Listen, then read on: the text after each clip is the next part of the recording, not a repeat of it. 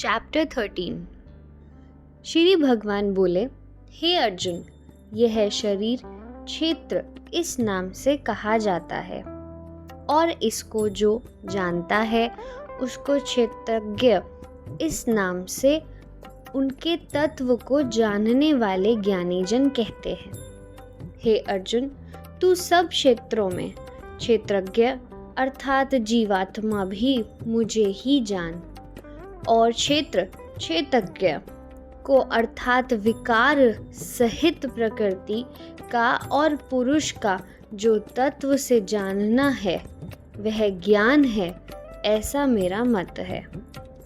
वह क्षेत्र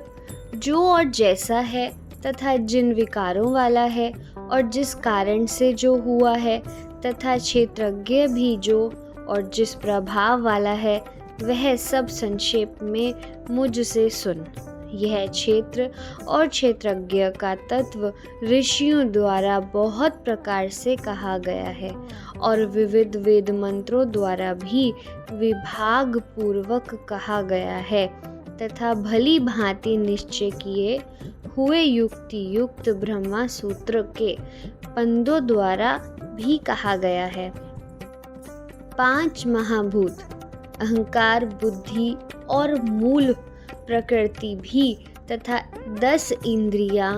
1 मन और 5 इंद्रियों के विषय अर्थात शब्द, स्पर्श, रूप, रस और गंध, तथा इच्छा, द्वेष, सुख दुख, स्थूल देह का पिंड, चेतना और धृति, इस प्रकार विकारों के सहित यह क्षेत्र संक्षेप से कहा गया है। श्रेष्ठता के ज्ञान का अभिमान का अभाव, दंभाचरण का अभाव, किसी प्राणी को किसी प्रकार भी न सताना, क्षमा भाव, मन वाणी आदि की सरलता, श्रद्धा भक्ति सहित गुरु की सेवा, बाहर भीतर की शुद्धि, अंतःकरण की स्थिरता और मन इंद्रियों सहित शरीर का निग्रह, इस लोक और परलोक संपूर्ण भोगों में आसक्ति का अभाव और अहंकार का भी अभाव, जन्म, मृत्यु, जरा और रोग आदि में दुख और द्वेषों का बार बार विचार करना, पुत्र, स्त्री, घर और धन आदि से आसक्ति का अभाव, ममता का न होना, तथा प्रिय और अप्रिय की प्राप्ति में सदा ही चित्त का सम रहना, मुझ परमेश्वर में अनन्य योग के द्वारा अव्याभिचारिणी भक्ति तथा एकांत और शुद्ध देश में रहने का स्वभाव और विषयासक्त मनुष्य के समुदाय में प्रेम का न होना, अध्यात्म ज्ञान में नित्य स्थिति और तत्व ज्ञान के अर्थ रूप परमात्मा को ही देखना, यह सब ज्ञान है, और जो इससे विपरीत है वह अज्ञान है, ऐसा कहा है। जो जानने योग्य है तथा जिसको जानकर मनुष्य परमानंद को प्राप्त होता है, उसको भली भांति कहूँगा। वह अनादि वाला पर ब्रह्मा न सत्य ही कहा जाता है, न असत्य ही। वह सब और हाथ पैर वाला, सब और नेत्र, सिर और मुख वाला, तथा सब और कान वाला है, क्योंकि वह संसार में सबको व्याप्त करके स्थित है। वह संपूर्ण इंद्रियों के विषयों को जानने वाला है, परंतु वास्तव में सब इंद्रियों से रहित है, तथा आसक्ति रहित होने पर भी सबका धारण पोषण करने वाला, और निर्गुण होने पर भी गुणों को भोगने वाला है। वह चराचर सब भूतों के बाहर भीतर परिपूर्ण है, और चर अचर भी वही है, और वह सूक्ष्म होने से अविज्ञ है, तथा अति समीप में और दूर में भी वही स्थित है।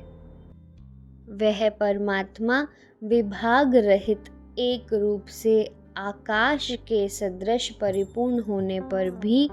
चराचर संपूर्ण भूतों में विभक्त सा स्थित प्रतीत होता है तथा वह जानने योग्य परमात्मा के विष्णु रूप से भूतों को धारण पोषण करने वाला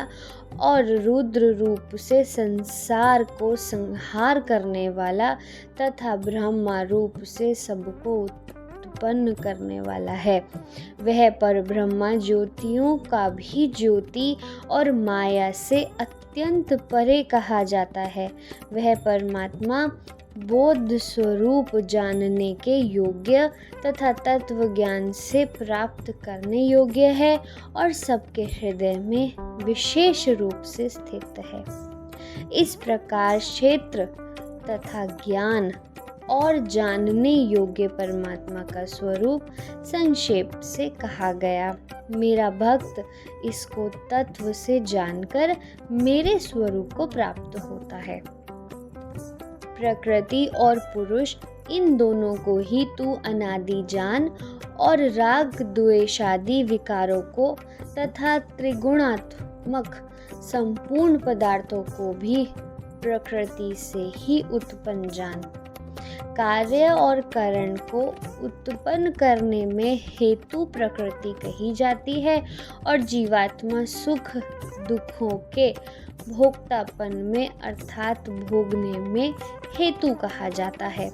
प्रकृति में स्थित ही पुरुष प्रकृति से उत्पन्न त्रिगुणात्मक पदार्थों को भोगता है और इन गुणों का संग ही इस जीवात्मा का अच्छी बुरी योनियों में जन्म लेने का कारण है। इस देह में स्थित वह आत्मा वास्तव में परमात्मा ही है। वही साक्षी होने से उपद्रष्टा और यथार्थ सम्मति देने वाला होने से अनुमंता, सबका धारण पोषण करने वाला होने से भर्ता, जीव रूप से भोक्ता, ब्रह्मा आदि का भी स्वामी होने से महेश्वर और शुद्ध सच्चिदानंद घन होने से परमात्मा ऐसा कहा गया है। इस प्रकार